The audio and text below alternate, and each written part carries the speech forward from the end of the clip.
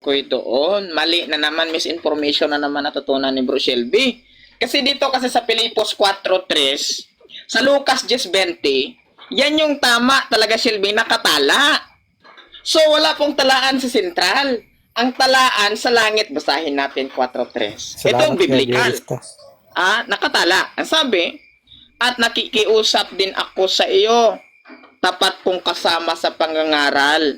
Natulungan mong babaeng ito sapagkat katulong ko sila sa pagpapalaganap ng magandang balita kasama ni na Clement at ng iba ko pang kamanggagawa, no, sabi niya, na ang pangalan ay nakasulat sa aklat ng buhay. Yan yung sinasabi ko sa iyo, ang talaan po sa langit sa aklat ng buhay.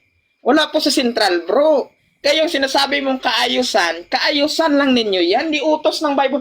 Oy, kailangan po ninyo, no, ipatala yung pangalan niyo, yung bilang, yung total, yung sobre para sa abuloy, ilan po bang i-deposit niyo ngayong buwan. Wala pong ganyan si Kristo eh.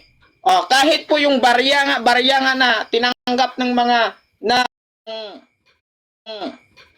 kolektor nila, no, yung dadala po ng pera, treasurer nila. Hindi nga, wala nga sinasabi, ito yung record ng bilang, no? Si Judas ba? May bit-bit ba siyang notebook? May bit-bit ba siyang libro? Dito nakasulat, ito. Itong mga membro nagbigay ngayon 50 pesos. Ito naman, 1 milyon, nagalakihang kapilya. Ito ngayon ang ginasto dito, 1 milyon, nagkakalagang 5 milyon ang presyo ng kapilya. Walang ganun si Kristo, sa inyo lang naganap yan. Kaya, kung relihiyon at iglesyang pag-uusapan at Biblia ang batayan, Biblia ang magpapaliwanag, yung malinaw na talatang nakasulat sa Biblia, ang kanilang pangalan na kamanggagawa ni Apostol Pablo, ang kanilang pangalan na naka-record sa aklat ng buhay, wala sa sentral. Yan yung mababasa talaga mo. Mali-mali yung sinasabi mo. Naku, naligaw ka dyan. Naligaw ka. Uta na mag-abuloy dyan. Ibili mo na lang chocolate, bigyan mo si Aaron. Pagkira ka naman po sildi. Si Gory yata may tanong eh. Boss, ex-INC ako, no? Isa sa dahilan ba't ako malis dyan, dyan sa religion mo, binulat ko lang yung mata ko. For example, yung sinabi mo kanina kasi na laganap na sa buong mundo at sa lahat ng entisidad, races ng mga tao. At konti na lang malalaganap na sa lahat ng ethnicity at doon dadating na si Kristo at ililigtas siya ng sanlibutan. Ngayon, brother, nanonood naman tayo lagi ng Net 25, di ba? Nakikita natin, at ikaw nasa Japan ka pa. Kuya, magtanong ka, kuya, tanong. Ito na po yung question ko. Nakikita naman natin sa mata natin, di ba, na ang majority ng mga member natin is Pilipino. Filipino focus tayo na religion. Nag-aakay lang tayo ng konting mga... Sa Japan, brother, ilan ang persento ng Japanese people ang iglesia? Ibig ko na sabihin dito, brother, ang Diyos ba magliligtas? Kuya, diretsyon tanong lang, wag na paligoy-ligoy. Ano yung tanong? Ang Diyos ba magliligtas? Ganun ba siya ka-selfish? Na ililigtas siya lang majority ng Pilipino sa buong mundo, kukuha lang siya nakakapiranggot ng mga konting negro, konting puti, konting Japanese. Ganun po ba? Hindi, kuya, walang binanggit na majority. Pero kung majority lang ang usapan, ang 144,000 based sa Revelation 7:4 to 7:8 ay 100% lahing mga Hudyo yun. Walang ibang lahi yun, kundi lahing mga Jews. Kaya kung pag-uusapan lang, kung unfair na puro Pilipino, kuno, yung paratang mo kuno, yung mga iglesia ni Kristo ngayon, mali. Kasi ang mga unang naging kaanim at ang mga unang natatakan, ibig sabihin, tiyak nang naligtas yun, yung 144,000, ay mga lahing mga Hudyo yun. Bakit? Yung iba pa, sa panahon ni Moses, hanggang sa panahon ni John the Baptist o tinatawag na panahon ng mga propeta, lahat yan ay lahing mga Hudyo. Kapag hindi ka lahing Hudyo, makikipamayan ka lang. Makikianib ka lang bilang bayan ng Diyos. Pero hindi lahat ng bansa ililigtas noon. Kung ang gusto kong ibigay diin sa iyo ngayon, kuya, nagbubukod talaga ang Diyos ng mga pinili niya para maligtas. Kung gusto mo mapabilang sa maliligtas, kailangan kasama ka sa nabukod na maging iglesia ni Shelby, Kristo. Shelby, Maraming salamat po sabi mo- sa pakikinig sa Sabi mo, tunay ipapangaral na ang ebanghelyo sa lahat ng bansa, di ba? Kaya gustong gusto ako ni viewerista rito eh. Pumapalo yung viewers niya, saka nagiinit yung usapan eh. Oo nga po eh. May tanong sana ako kay Lord Sa David. panahon natin kasi imposibleng mangyari Gusto ko yan. Di ba? sana, May North Korea, may China, Mamaya pag si Ah, Shelby nagtanong magpatanong may mga- kayo ayaw nyo mga magpatanong. may mga bawal na ipangaral yan eh. So, posibleng mangyayari lang yan yung ipapangaral sa lahat ng bansa at saka magwawakas sa millennial, di ba?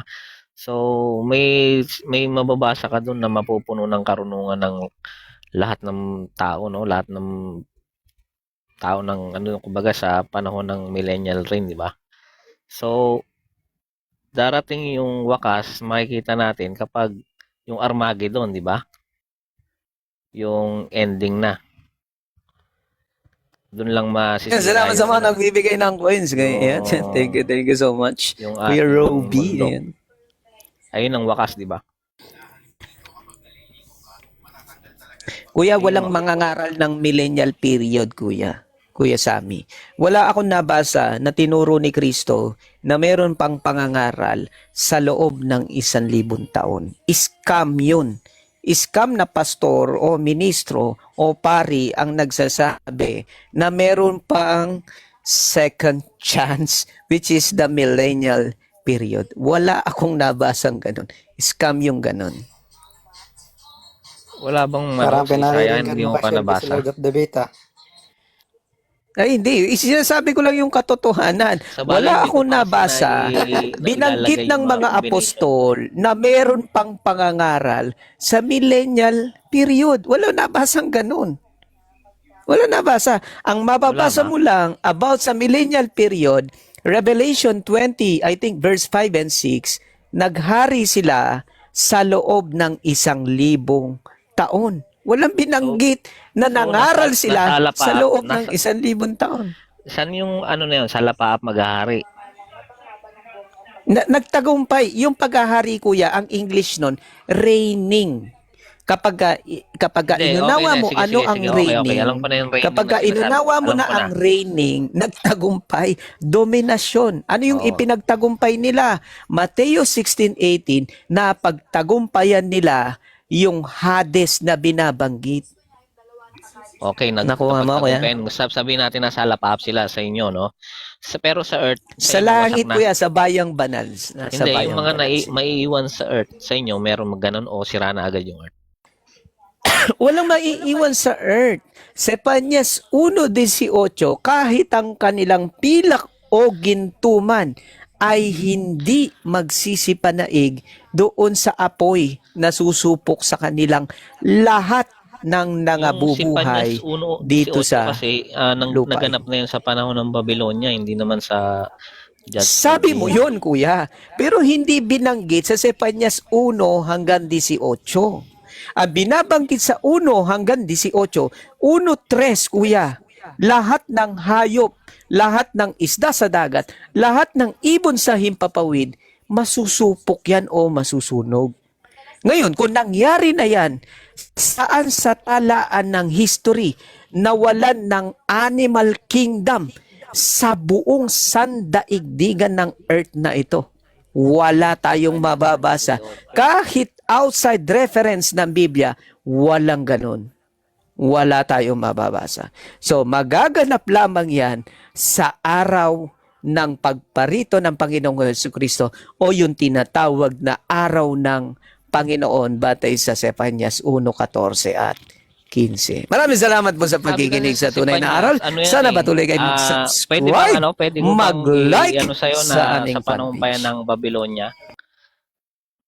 Kasi ang tinutukoy Granting dyan nga buong lupain ng without conceding, yan eh. granting nga without accepting na nangyari na yan.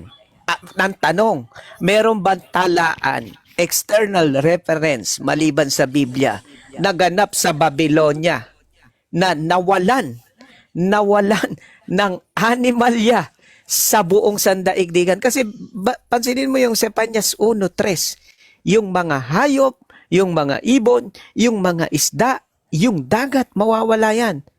Bakit? Ang tanong, meron bang outside reference maliban sa Biblia na nawala? Wala tayong mababasa. Walang nangyaring kaganapan na historyng ganun. Kuha mo, Kuya Sammy. Thank you so much and have a good day. Sana patuloy. Ang programang ito ay hatid pa rin sa inyo ng Bear Brand 1.18 yung Choco. tinutukoy ko eh. Choco na Sepanyas batok-batok na 1.18. Choco. Yung tinutukoy na lupain dyan, buong mundo ba yan o buong lupain lang? Ay, sandaigdigan. Ibig sabihin yan, yung buong earth yan. Masusunog itong earth na ito. Okay, sige. Teka lang, may babasahin lang ako dito. Teka lang, hanapin ko lang si Panyas ko. Yung si Panyas ko. Kasi may nabasa lang ako. Ay, nalobat to. Teka lang. Namatay yung ano ko. Laptop ko.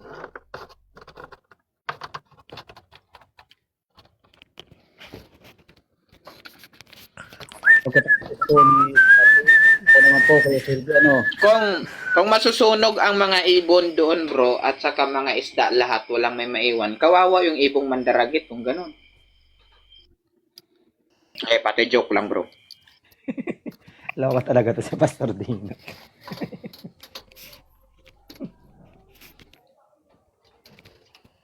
Ako, tanong ko lang kay Shelby, bakit nung nasa Pilipinas, wala akong Toblerone, yun lang. Sana masagot.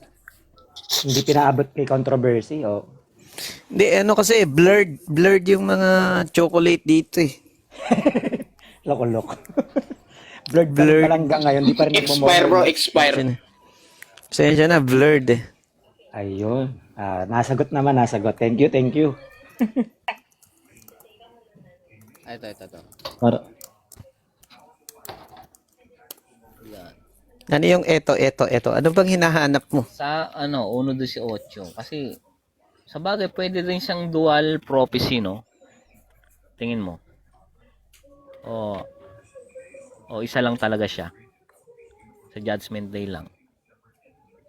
Para sa'yo. Ipapakita natin kung gusto mo. Kung dual prophecy yan, ito papakita ko sa'yo. Ito. Ayan. Zephaniah 1. Ang Biblia, 2001. Ano sabi? Wait lang. Tanggalin ko lang. Maling salin, 2001 lang. Anong sabi? Ang araw ng paghuhukom ng Panginoon. Ano mangyayari sa araw ng paghuhukom? Aking lubos na lilipulin ang lahat ng bagay. Ano yung mga bagay na yun? Sa ibabaw ng lupa. Sino nagsabi? Sabi ng Panginoon. Hindi ako nagsabi niyan, Sammy. Panginoon na nagsabi, capital, all caps, no? Ano ang lilipulin sa ibabaw ng lupa? Ang sabi sa 3, aking pupuksain. Sino daw ang pupuksain? Tao. Ang tao. Ano pa? At ang hayop. Ano pa? Lilipulin ko ang mga ibon. Ano pa? Sa himpapawid. Ano pa? At ang mga isda sa dagat. Ayan. At ang katitisuran kasama ang masasama, aking aalisin ang sangkatauhan sa ibabaw ng lupa, sabi ng Panginoon. Meron pa bang tao sa ibabaw ng lupa? Sa 18 tayo. Ang sabi sa dyan, yan, sa 1 yan eh. aking aalisin ang sangkatauhan. Yan ang bakit. Sa 18 tayo. Sa 18. Puntahan natin ngayon ng 18. Let's go to the verse 18 in the passage 18. Okay, let's see if may magso-survive na zombies. Ayan. Kahit ang kanilang pilak o ang kanilang gintuman ay hindi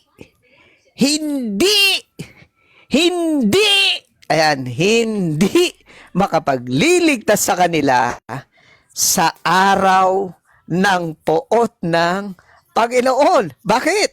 Sa apoy ng kanyang naninibughong puot ang buong lupa. Lahat. Ang tinatanong sabi, buong earth ba? Tanong kanina ni Sammy. Ang kasi dito may mababasa tayo sa ano. Wait lang, Teka lang, binabasa basahin. ko pa. Ang buong lupa ay matutupok. Ano pa? Sapagkat isang ganap at biglang paglipol ang kanyang gagawin sa lahat ng naninirahan sa daigdig. Maliwanag na ba, sabi? Meron ba matitira? Meron ba? Wala eh. Ay, INC naman yan si isa. INC naman yan si Bro Sammy. Ayan. Thank you so much sa pakikinig sa So, tunay nagsalpo- na nagsalpo- kasi na ano yan eh. Nagsalpukan kayo Bro Shelby ni Sammy Kasi meron lang ako nabasa dito, basahin ko lang Ezekiel 7 verse 19 to 20. Ito sabi dito, ipinagtatapon na sa lupa ang kanilang pilak, ang mga ginto'y wala ng halaga. Ang pilak at ginto'y nila'y walang may tutulong sa kanila sa araw ng pot. Yung tinutukoy na pot dito, sabi dito ni Yahweh, hindi mapawi ng mga ito ang kanilang gutom, hindi nila ito makain. Ibinagsak sila ng sariling kasamaan, ang nagagandahan nilang hiyas na ginamit sa kapalaluan ay ginawang Diyos-Diyosan at iba pang kasuklam-suklam na mga bagay ay ginawa kong walang kabuluhan.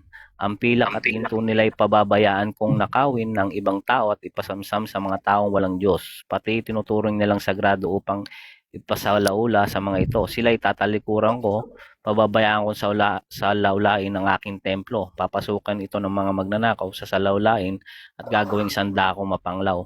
Kumbaga, yung tinutukoy pala na hindi makipagliligtas sa kanila yung mga pilak nila, ginto, yung sa panahon to ng Babylonia, no? Ito babasahin pa natin dito. Sabi dito, sa ikalawang hari, 25 verse 89, sabi dito, ang pagwasak sa templo ng ikapitong araw ng ikalimang buwan, ng ikalabing siyam na taon ng paghahari ni Nebukadnesar, pinasok ni Nebuzaradan na pinuno ng mga tanod ni Nebukadnesar ang Jerusalem, sinunog niya ang templo, ang palasyo at ang malaking bahay doon. Kumbaga, nangyari ang Sipanyas 1:18, possible din sa panahon ng Babylonia, yung araw ng puot ni Yahweh, no?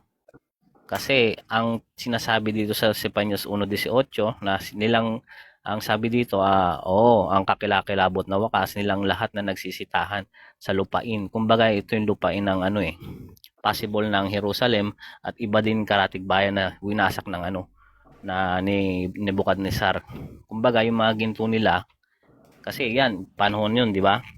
Mahalaga sa kanila yung mga ginto, pilak yun. Pero, eto, tinutukoy dito is hindi nila mapapakinabangan sa panahon na yun ng digmaan sa araw ng puot ng Diyos, di ba?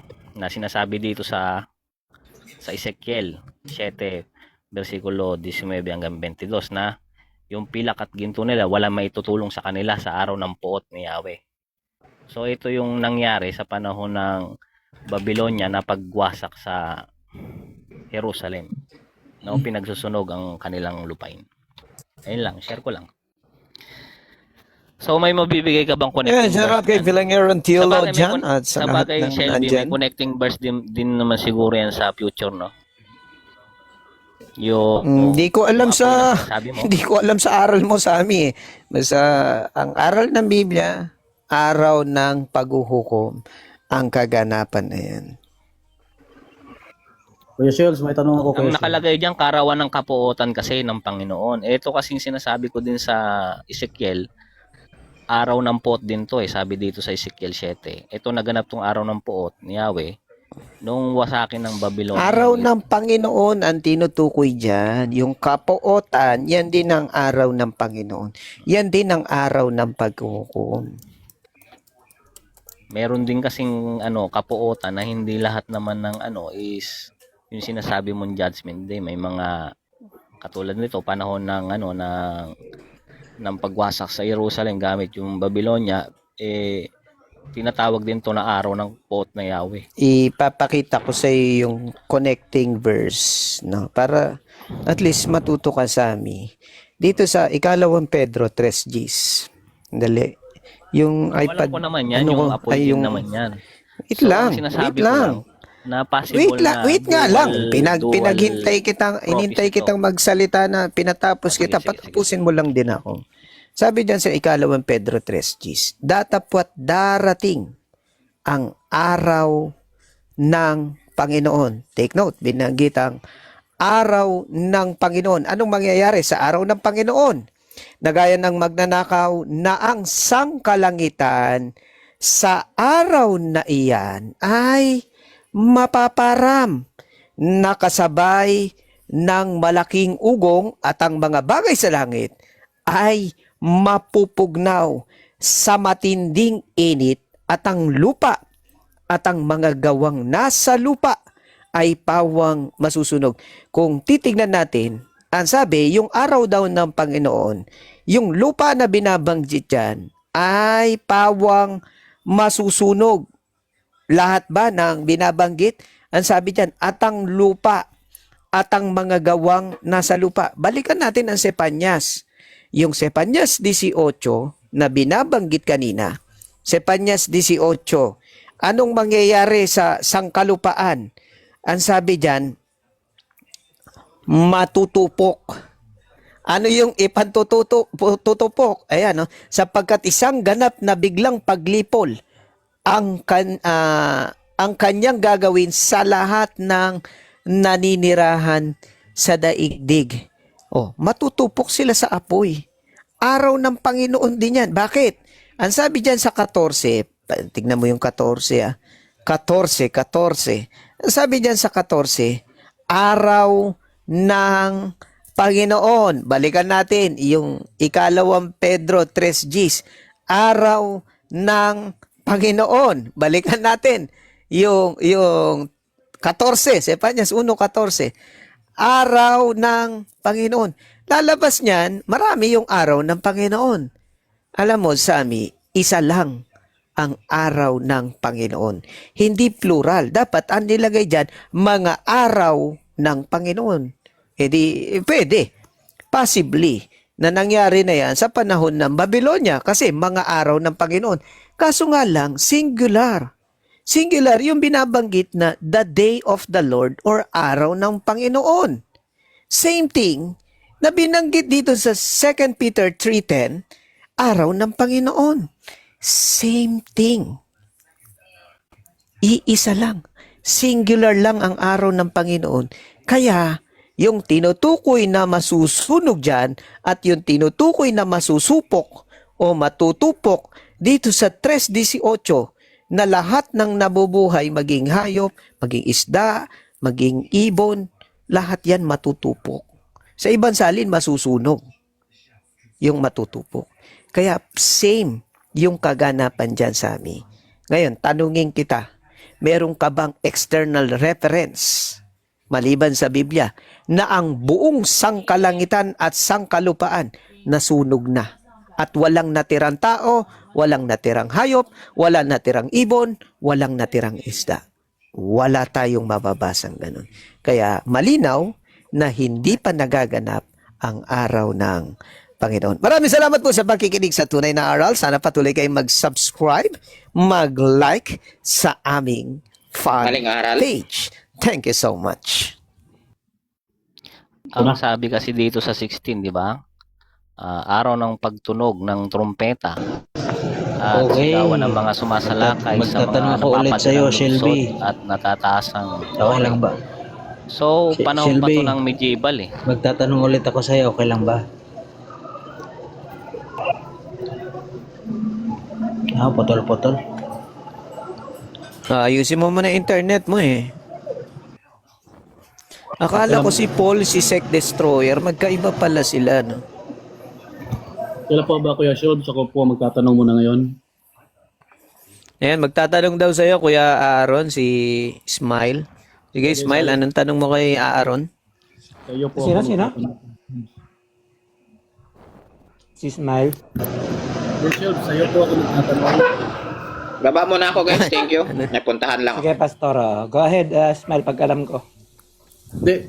Kay Kuya Shelby ako magtatanong. Sa'yo pala, Bro Shelby, ikaw talaga. Ay, sa akin pala, sorry. Sorry. Ano yung tanong, kuya? Opo. Sabi niyo po kanina, dun sa talaan, yung 144,000, yun ay mga Hudyo. Tama po ba yun? Yes, kuya. Mga lahing Hudyo yun. Batay sa Revelation 7 verse 4 yata. 4 to 8. Okay. Mga lahing Hudyo. Ibig sabihin, pag sinabi nating lahing Hudyo, hindi figurative, kundi literal. Yes. Ngayon, dahil literal na mga lahing Hudyo yon at hindi yon figurative, ang kung babasahin natin, magsisimula tayo sa Revelation 2 at 3. Sabi dito sa Revelation 2 ay, at nakita ko ang ibang anghel na umakyat mula sa sikatan ng araw. Sang-ayon po ba kayo na itong mga 144,000 na lahing literal na Hudyo ay tinatakan ng anghel na mula sa sikatan ng araw? Hindi, kuya. Wala tayong pinag-uusapan na 2 and 3. Yan, yung sa 2 and 3, magtatatak pa lang. Iba yung magtatatak at natatakan na. Basahin mo uli, i-review mo yung bagbasa. Basahin ko po ulit ano. Babasahin mo dyan sa 2 and 3, tatatakan pa lang. Samantalang ang nasa 4, natatakan na. Magkaiba yun. Babasahin ko po ulit para malinaw. Basahin mo, kuya. Sige po ha. Take your time. Teka po ha. Sabi dito, magsimula po ako sa 2 hanggang 4. Sino nagsabi? Si San Juan. Sabi niya dito, nakita ko, teka po. Sabi dito, teka lang po ha, medyo nag-advertise pa. Okay. At nakita ko ang ibang anghel na umaakyat mula sa sikatan ng araw. Nataglay ang tatak ng Diyos na buhay. At siya'y sumisigaw ng tinig na malakas sa 4 na anghel na pinagkaloobang maipahamak ang lupa at ang dagat. Na nagsasabi, yung anghel na mula sa sikatan ng araw, na nagsasabi, huwag niyong ipahamak ang lupa, kahit ang dagat, kahit ang mga punong kahoy, hanggang sa aming matatatakan. Sa kanilang mga noo, ang mga alipin ng Diyos, hanggang sa aming matatatakan. At sa 4, at narinig ko ang bilang ng natatakan, past tense.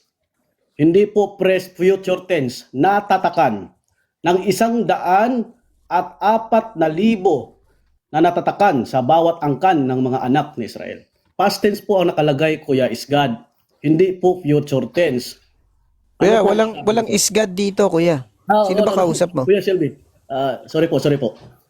Taga-suporta po kasi ako eh. So, Kaya nga, sabi ko sa'yo, Kuya Smile, parehas tayo. Yung nasa 2 and 3 hanggang sa aming matatakan. Hindi pa past tense yun. Pagdating ng 4, ang nakita ko ang bilang ng natatakan. Ang bilang nila ay 144,000. Di ba? Past tense, nangyari na yung 4. Natatakan na yon yung 144. Hindi mo na mababago yun. Samantalang yun nasa 2 and 3, tatatakan pa lang. Nagets mo? Okay. So, ibig sabihin, at batay po sa sagot niyo, magkaibang lahi ang tatatakan sa 3 and 2 kaysa doon sa natatakan sa 4. Tama po ba? Oo, yung nasa 4 hanggang 8, mga lahing Hudyo yun.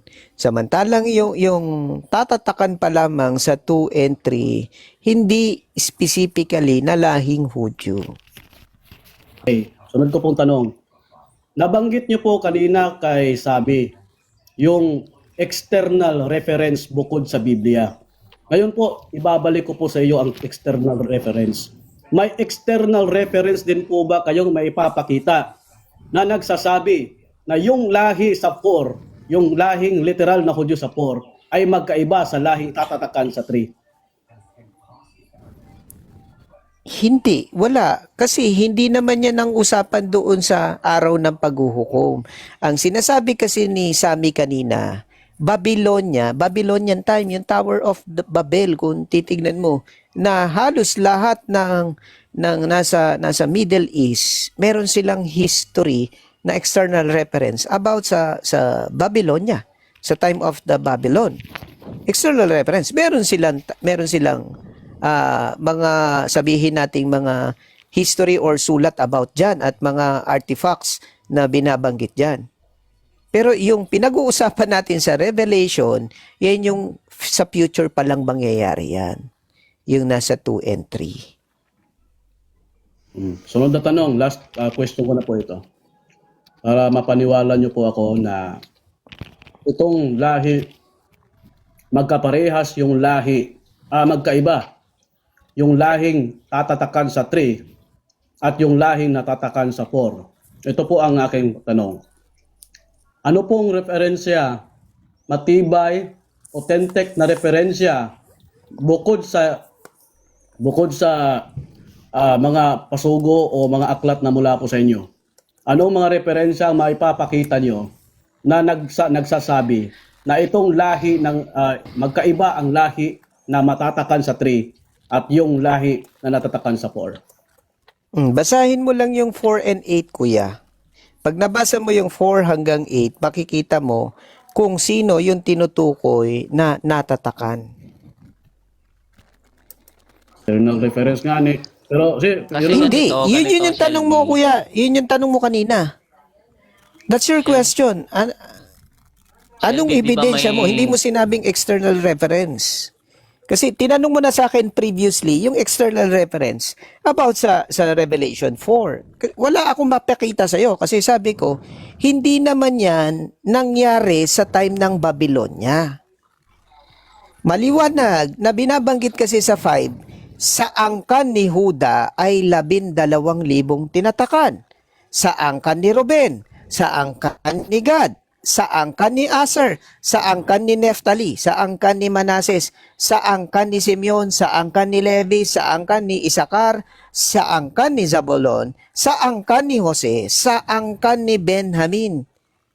Maliwanag na ang tinutukoy dyan, yung 12 lipi ng Israel sa panahong Kristiyano, 144,000 in total, lahat ng natatakan or tiyak na maliligtas na naging iglesia ni Kristo. Yan ang tinutukoy dyan. Verbatim kasi nakasulat kung aling galing ang kan. Samantalang yung kay Sammy kanina, naghula hoops lang siya na may possibly pwede sa Babylonia. Kaya sinundan ko siya sa kanyang possibly granting without conceding. Meron ba siyang external reference na history outside the Bible na binabanggit na lahat ng lahat ng hayop na wala dito sa nagkaroon ng Meron. Sige, extinction, bibigay ganun? ko. Ito, Sige. babasahin ko lang muna. Sabi dito, Sepanya 1, sabi sa No, ano dito. outside the Bible. Sabi dito, a judgment on Huda and Jerusalem daw ang ang Sepanya 1. God's wrath will be particularly severe on Huda and its inhabitant for their persistent idolatry, injustice, and turning away from Him. Pervasive sin. The chapter highlights Huda's sinfulness, including worshipping pagan gods like Baal and Molech, and the pervasive pride of and deceit found of its leader and people. A new order, bracket. This day of judgment is also a prelude to God's ultimate plan for the future, where purified world will be given to a humble remnants who trust in God. Divine authority. The book emphasizes God's absolute authority over nation, showing that He will use even might of the empire to execute judgment. Kumbaga, inaano to, urgency of repentance. Panya's prophecy serve as stark warning to repent and turn to God or face annihilation. Kumbaga, ang ano pala nito, ang judgment dito is yung patungkol din sa kasalanan ng Huda at Jerusalem. Kumbaga, ang ang pot niya, yung rat niya, pwede Hindi silang i-annihilate. binanggit mo, Sami, na nagkaroon na ng judgment day at nalipol lahat ng hayop, isda at saka ibon sa time ng Babylon. Walang binanggit yan sa binasa mo. Walang binanggit. Una Diba? naman Ibe, una naman. Hindi kasi dito, pag binasa mo kasi dito, 'di ba yung sinasabi diyan na hindi na Yun yung stand mo. Nangyari na yan. Nangyari na. Yung pilak at ginto dito, mababasa natin dito. Oh, may talaan ka ba? May aware ka ba, Sami, na nagkaroon ng sunog sa buong daigdig sabay-sabay. Nalipol lahat ng lupain tao, sa ibang salin, na wash buong out lupain. lahat ng ibon, ng isda sa dagat at ng mga hayop. Na wash out.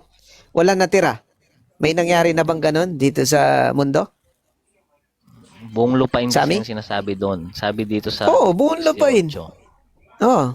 Nangyari na ba 'yon? Sabi dito sa Barok 3, versikulo 17 hanggang 19, sabi dito, ang connecting verse, nasaan na ang mga naglibang sa panghuhuli ng mga ibon? Nasaan na ang nagtipon ng pilak? At Patula ginto, naman yung pinagkatiwalaan ng sinasabi mo ba? At Oh, kailan may magtatanong daw si dinasayan- Isaac Teka lang, Destroyer teka sa'yo, lang, sabi. Teka lang, pasalitain mo muna ako. Sabi dito, at kailan, teka lang, at kailan may nasayang sa kanilang naimpok, nasa nang nagsikap magkamal ng salapi, ngunit wala namang naiwang bakas sa kanilang pinagpaguran. Pumanaw na silang lahat, lumipat na sila sa daigdig ng mga patay, at may pumalit sa kanila.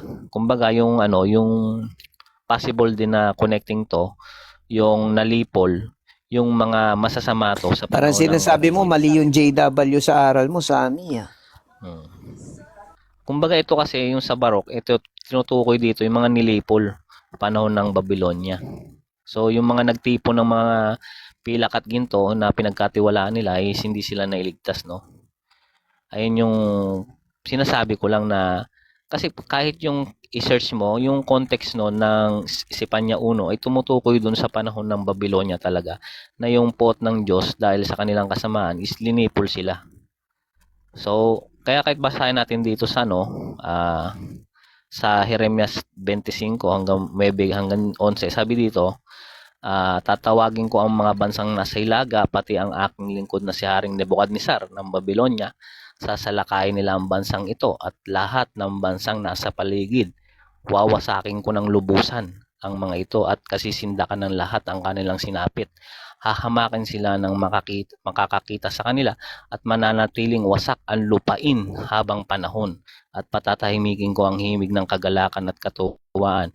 Hindi na maririnig ang masasayang tinig ng mga ikakasal, hindi na maririnig ang ingay ng gilingan at maglalaho rin ang liwanag ng mga ilawan, madudurog ang buong lupain at walang mapapakinabangan. Ang kanyang mamamayan ay aalipinin ng hari ng Babylonia sa loob ng 70 taon.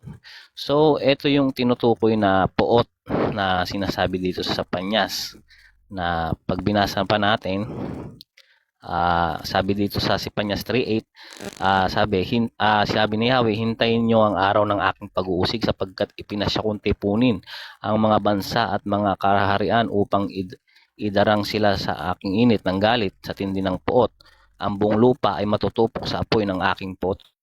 Kumbaga hindi literal na na apoy, no? So yung galit niya pala yun, no? Na wawasakin yung mga bansa sa panahon ng Babylonia, hindi yung literal na apoy na sinasabi mo kasi hindi connected dun sa sa Sipanyo 1:18 yung Tama na daw sa amin, nagmamakaawa si Isaac Destroyer. Magtatanong na siya sa'yo. marami pang dito connecting ka sa Sipanyas 1:18. Alam mo sa mix, magkaiba yung ancient Babylon sa Babylon dyan sa sa Revelation. Studyhan mo yan konti. Catholic kasi yung Babylon sa Revelation. Kaya magkaiba talaga yun sa amin. Iba naman to, yung literal na Neo-Babylonian Empire to na nagwasak sa Israel, to yung sinasabi ko. Sabi dito, na ikapatong araw na ikalimang buwan ng 19 na taon ng pag-aari ng mga pinasok ni ang tanod ng Nebukadnesar ang Jerusalem, sinunog niya ang templo at ang palasyo at ang malalaking bahay doon. Kumbaga sinunog niya. sobrang galit ng Diyos. Ayun yung May tanong ko kay Shelby, tuloy ko yung tanong ni ano kanina, ni sino yung nagtanong kaya na si doon sa Revelation. Brother Shelby, ito tanong ko sa'yo, bro. Okay lang ba? Basta pag mahirap yung tanong, sasagutin ko. Pagka madali yung tanong, pass. Baliktad din. Sige, ito yung tanong. Sabi mo kanina, sa Revelation 4, sabi mo, nangyari na yon. Kasi nga, ang nakasulat, sabi mo, ang nakasulat kasi dito ay, at narinig ko ang bilang ng mga tinatakan o tinatakan. Kaya sabi mo, nangyari na yon. Kaya hanggang 3 lang kayo. Okay, di ba? Malinaw. Ngayon, dito ako sa 2 magtatanong. Itong tanong ko kasi nga, doon sa 4, ayaw mo doon kasi past na yon. Dito tayo sa 2 pag-uusapan natin. Basahin ko Sabi ng verse 2, at nakita kong umaakyat sa gawing silangan ang isa pang anghel. Taglay ang pantatak ng Diyos na buhay. Sumigaw siya sa 4 na anghel na binigyan ng kapangyarihang maminsala sa lupa at sa dagat. Okay, balik tayo sa umpisa ng verse. Sabi dito, at nakita ko. Ang tanong, simple question. Yung word na nakita, past, present, future. Mamili ka dun sa 3. Past tense, nakita na ni Apostol Juan yan, yung mga mangyayari sa hinaharap. So, agree ka na na Kaya na past. binabanggit sa Apokalipsis 1:19. Isulat mo ang mga bagay na iyong nakita at ang mga bagay ngayon, at ang mga bagay ngayon at ang mga bagay na nangyayari at ang mga bagay na mangyayari pa sa hinaharap. So isinulat ni Apostol Juan lahat ng nakita niya na nangyari noon, nangyayari ngayon sa panahon niya at ang mga mangyayari pa sa hinaharap. Kaya yung nakita dyan, past tense, nakita na ni Apostol Juan yan, ang mangyayari sa hinaharap. Next Doon na tanong. question, please. Dahil agree ka na ang verse 2 ay past ang pagkasulat. So sa verse 4, sabi mo kanina, hindi mo inagrihan kasi past. So agree ka na ba ngayon na yung verse 2 at verse 4, pareho sila na nakasulat sa past? Yes or no? Yes, parehas na nakasulat sa past na naganap na or nakita na ni Apostol Juan. Lamang, yung sa 4, narinig ko ang bilang ng mga natatakan. Ang pagkakita ni Apostol Juan at pagkadinig ni Apostol Juan, mga natatakan na yung 144,000. Alin-alin o sino yun? Mga anak ni Israel. Nakadistingwi na. Ngayon, kung sa inyo, hindi pa nakadistingwi o ayaw, tutol kayo, ang 144,000 ay hindi lahing Israel na mga Kristiyano, ipakita nyo, magbigay kayo ng presentation nyo. Hindi yung puro lang kayo scrutinize ng about sa past tense, future tense, and present tense. Sino yung Diba? nagtatatak before? Kailangan, para magkaroon tayo ng healthy sharing, i-share nyo rin yung knowledge ninyo, yung kaalaman ninyo sa aral, sa Revelation 2, 3, 4. Hindi lang yung puro lang kayo tanong ng puntos ng puntos. Mag-share din kayo ng aral ninyo. Diba? Ito mag-alala, mag-share kami. Napupuntasan kayo. Ito, sunod na tanong. Kaya sabi mo, Puro tanong ka mo. ikaw muna, Sentinel. Maganda usapan namin Saglit na muna. Mamaya, ikaw na naman mamaya. Dahil agree ka na pareho palang past, yung pagkasulat, yung 4 at 2. No, ngayon, ang ano mo dito, yung tinatakan dyan na lahi 144,000, eto ngayon sa Revelation 2. At nakita kong umakyat sa gawing silangan ng isa pang anghel. Ang tanong, yung anghel na ito ba yung magtatatak? Yes or no? Yes, oh, yung binabanggit sa Revelation 7 verse 2. Sabi diyan, nataglay ang tatak ng Diyos. Eh kung taglay niya yung tatak ng Diyos, ano pang gagawin niya sa tatak ng Diyos kung hindi siya magtatatak? O isa siya sa mga pangunahin na magtatatak. Sa mga binabanggit doon sa 3 na sinasabi na hanggang sa aming matatakan sa kanilang mga noo ang mga alipin ng ating Diyos. So, isa siya doon sa mga magtatatak. Sunod na tanong. Itong anghel sa Revelation to, ito rin ba yung nagtatak doon sa 144,000? Yes or no? Hindi, magkaiba. Kaya nga may conjunction na at narinig ko ang bilang ng mga natatakan na 144,000 na natatakan. Eh yung nasa 2 and 3, tatatakan pa lang. Samantalang yung nasa 4, natatakan. Yan nga yung binibigyan diin ko mula kanina. Iba yung natatakan at iba yung tatatakan.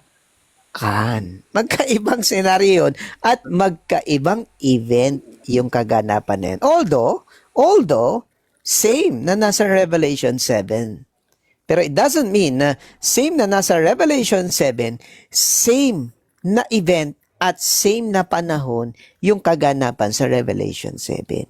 Mali ang aral ng Katoliko doon. Next question, please. Sabi mo, sa Revelation to, tatatakan pa lang. Meron ka bang mababasa dito na tatatakan? Future tense, yung pagka-construct ng word. Yes, oo. Sabi sa 3. Yan mo na. Wala pa ako. Di pa ako tapos. Magkompleto na yung tanong mo eh. Kaya yes, nakagad ang sagot eh. Wait lang muna, Shelby. Hinihintay ko yung sagot mo eh. Patapusin mo muna yung tanong ko para maintindihan mo na maayos. Okay. Sabi mo, dito sa Revelation 4, tapos na. Natataka na. Kasi sabi mo, ang ano mo, counter mo, dahil natatakan na to, dito sa Revelation verse 2 and 3, tatatakan pa lang sa 2. Okay, itong tanong. Tanong meron ka bang mababasa dito na word na tatatakan, future tense? Meron o wala?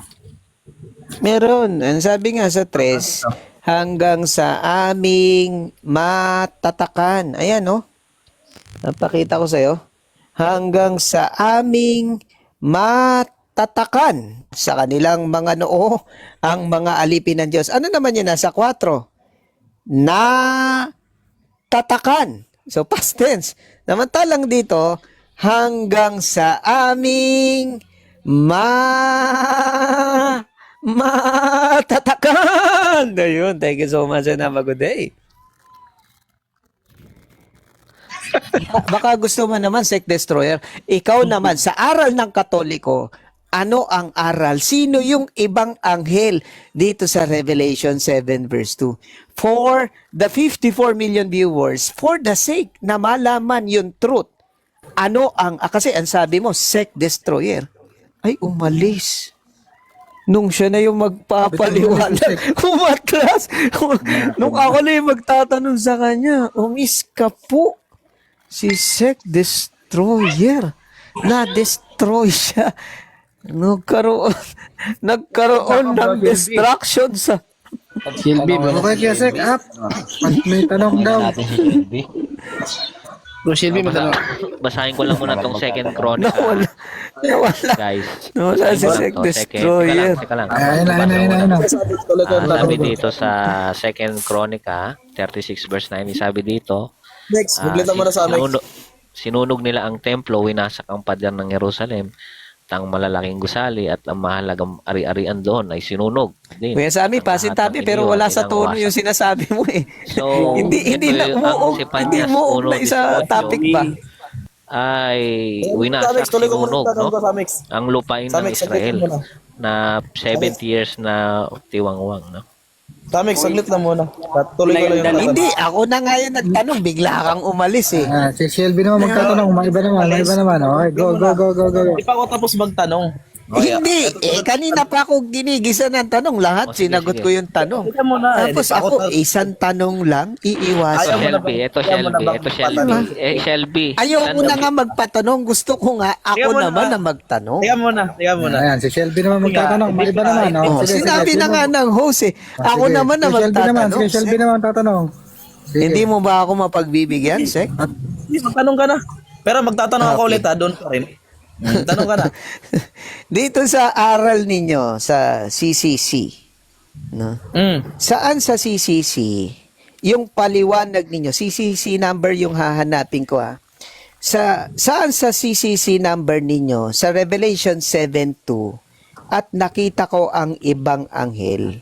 Sino yung ibang anghel batay sa katesismo ninyo? CCC Okay. number yung hinahanap ko ha. Okay. Malinaw. Thank Yan ay heavenly angels. Oh, next question. Hindi, CCC number yung hinahanap. Heavenly angels, doktrina na yun bro. Heavenly angels yun bro.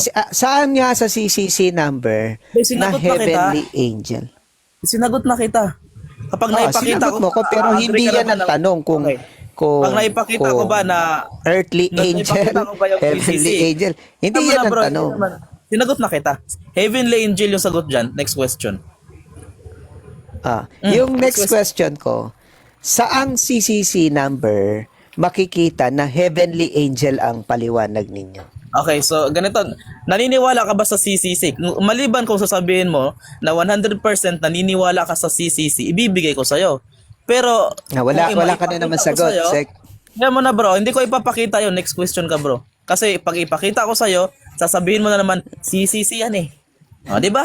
Okay. Useless yun. Ipapakita mo yung Next. bagay na hindi mo pinaniwalaan. Next question, Okay, next next question. question. Dito sa unahan, no, sa unahan ng talata.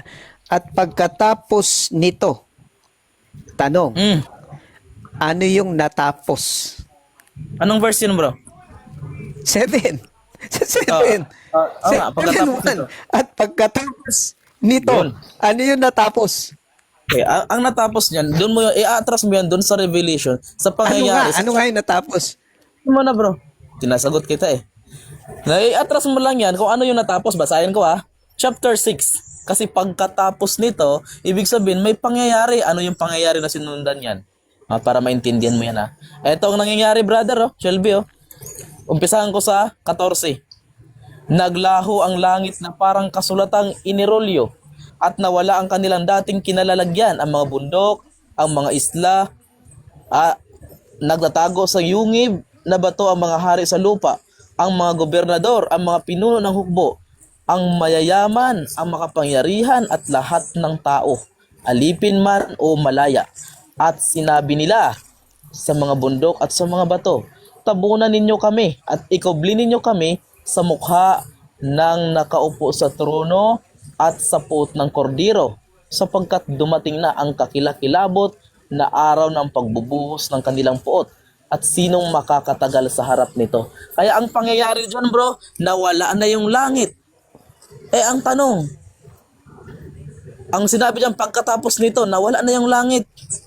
Ang tanong, kung si Felix yung nagtatatak dyan, Next question ba't na, andyan yung Sek? langit? Kaya paliwanag nyo. Next question. Next question na. Binanggit dito, nung pagkatapos nito, nakita ko ang 4 na anghel na nakatayo sa 4 na sulok na lupa. Tanong, sa CCC number ninyo, ano yung CCC number ng paliwanag ninyo? Sino-sino yung 4 na anghel sa paliwanag ng Iglesia Katolika? Kaya nga bro, sinagot kita kanina. Pangalanan mo, sino? Sinagot na kita, heavenly angels yun bro. Next Kaya question. nga, heavenly angels. Ano-ano yung pangalan ng 4 na heavenly angels batay sa CCC ninyo?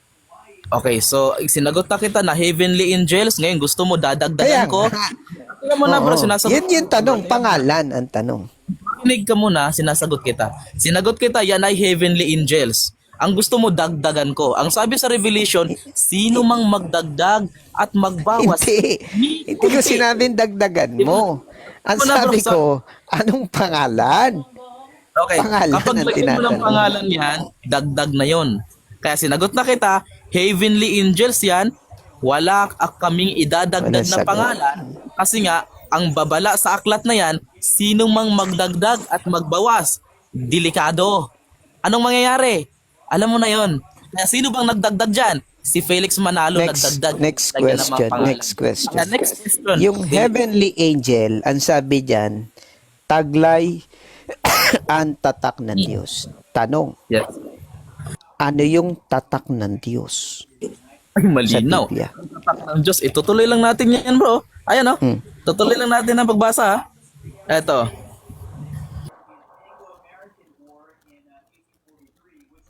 Ano? Ayun ko, ha. Letra por letra, babasahin natin kung ano yung tatak ng Diyos, ha. Eto. No? Basahin ko na lang para sa'yo. Ayan, oh. Pagkatapos, naubo kasi ako, eh. Sige. Eto, tuloy natin. Sabi dito, sa 14, eto tatak, letra por letra mababasa, eh. No? Sabi dyan, no? Tumingin ako at nakita ko ang kordero na nakatayo sa bundok ng Sion. Kasama ang 144,000 tao, 144,000. Pareho dun sa Revelation 7. Nakasulat sa kanilang noo. Nakasulat daw.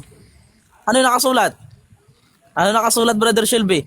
Ang pangalan ng kordero at ang pangalan ng kanyang ama. Yan ang nakasulat sa noo. Yan ang pantatak na nakasulat sa noo. Letra por letra. Next question. Okay.